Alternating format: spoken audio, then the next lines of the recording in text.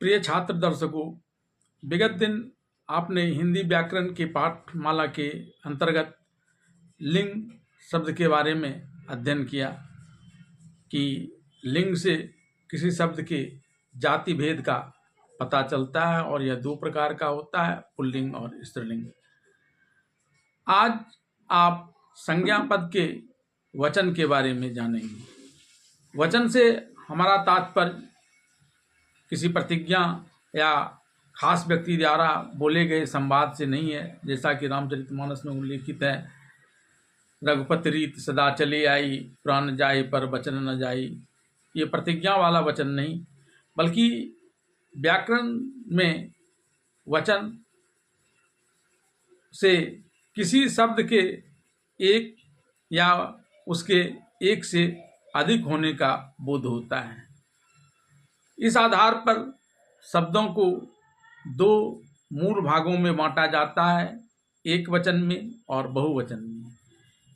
एक वचन वैसे शब्द होते हैं जिससे उसके एक होने का बोध हो, यानी उसके एक संख्यात्मक मान होने का बोध होता है, जैसे बालक, बालिका, घोड़ा, हाथी आदि।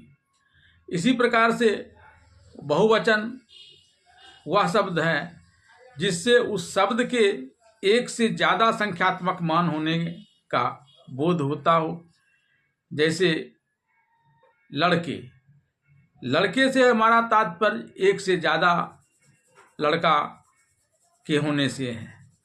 इसी प्रकार से घोड़े, गधे, स्त्रियां आदि पुल्लिंग शब्द हैं जिससे उसके एक से ज़्यादा होने का बोध होता है।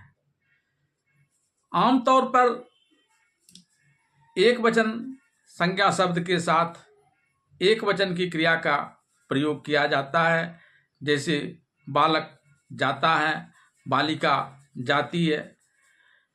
लेकिन बहुवचन शब्द के साथ अक्सर बहुवचन की क्रियाएं प्रयोग होती है, जैसे लड़के जाते हैं, स्त्रियां जाती हैं आदि। लेकिन कुछ जगहों पर यह देखा जाता है कि संज्ञा पद एक वचन में होते हुए भी उसके लिए क्रियापद बहुवचन के प्रयोग किए जाते हैं। जैसे शिक्षक अच्छा पढ़ाते हैं, यहाँ शिक्षक एक वचन है लेकिन पढ़ाते हैं यह क्रिया बहुवचन की क्रिया है। इसी प्रकार से पिताजी आज घर आए हैं, यहाँ पिताजी एक वचन का संज्ञा पद है, जबकि इसके साथ आए हैं यह क्रियापद बहुवचन का है।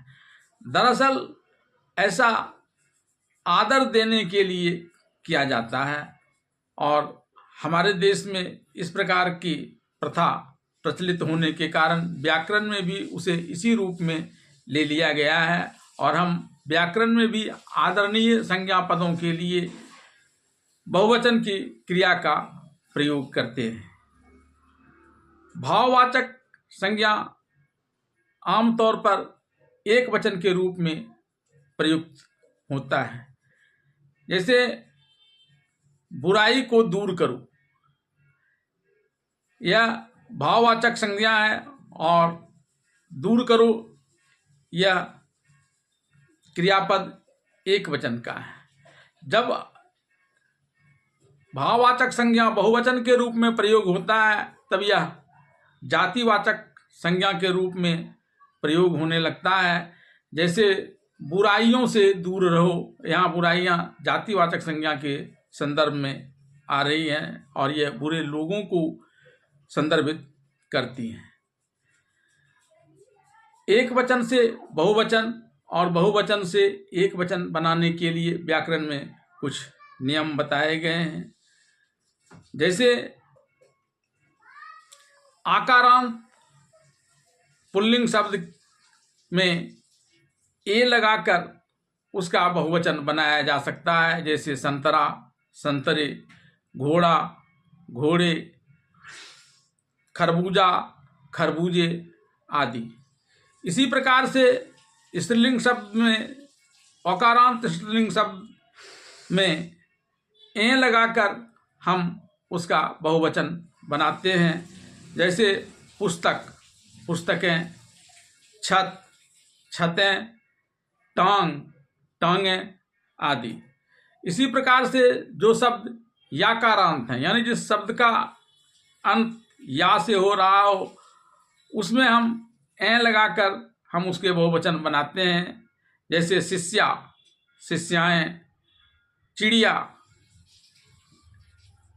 महिला, महिलाएं। इसी प्रकार से जो याकारांत शब्द है उसमें हम आ लगाकर उसके बहुवचन बनाते हैं। जैसे चिड़िया, उसका चिड़िया, खटिया, खटियाँ, बुढ़िया, बुढ़ियाँ आदि। इसी प्रकार से दीर्घ इकारांत शब्द में हम इया लगाकर उसका बहुवचन बनाते हैं। जैसे तितली, तितलियाँ, चूड़ी, चूड़ियाँ, सब्जी, सब्जियाँ आदि। इसी प्रकार से कुछ शब्दों में ओ या आ के बदले में हम ओ लगाते हैं और उसका बहुवचन बनाते हैं। जैसे दिन का दिनों, सैकड़ा का सैकड़ों आदि। इसी प्रकार से कुछ एक वचन के संज्ञा पदों को बहुवचन बनाने के लिए उसके साथ गण या वृंद जोड़ दिए जाते हैं। जैसे छात्र एक वचन का शब्द है और छात्रगण या बहुवचन हो गया। शिक्षक एक वचन का संज्ञा पद है और शिक्षक वृंद ये इसके बहुवचन हो गए। तो इस प्रकार से हम एक वचन से बहुवचन बना सकते हैं और इसका विपरीत बहुवचन से एक वचन बनाया जा सकता है। तो वचन के अंतर्गत आज इतना ही, और इसके लिखित पाठ इस सबसे अंत में दिए जाएंगे। और छात्रों के लिए एक विशेष सूचना कि छात्रों के लिए प्रतियोगी परीक्षा से संबंधित, रीजनिंग से संबंधित पाठ भी अब आपके स्प्रे चैनल खबर तक पर नियमित अंतराल पर आते रहेंगे। उम्मीद है कि छात्र उसका लाभ उठाएंगे।